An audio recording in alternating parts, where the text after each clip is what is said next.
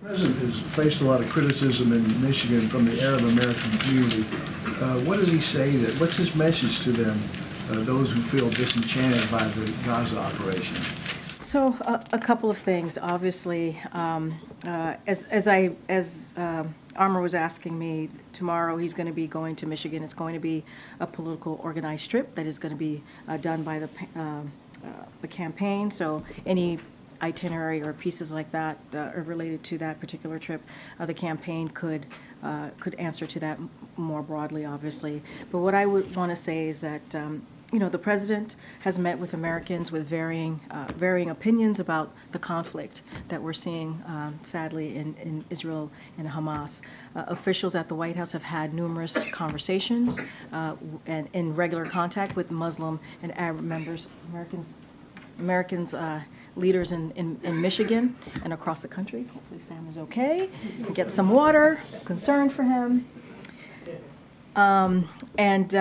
Look, the president's going to continues to believe that Israel has a right to defend himself. They have a right to defend itself as long as they continue. It is done in accordance of international humanitarian law. So we will continue to have those conversations with them. At the same time, he is heartbroken by the suffering of innocent Palestinians. That is,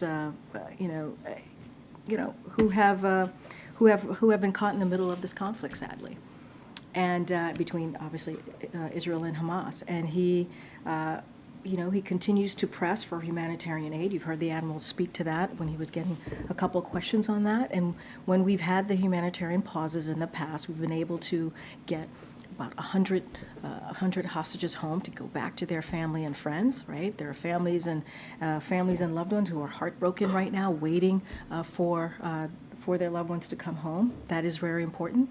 And also to make sure we get that much needed humanitarian aid into Gaza. And so this is what this administration has been doing around the clock, trying to get to another humanitarian pause so that we can get that much needed assistance into Gaza and get those hostages home to their loved ones.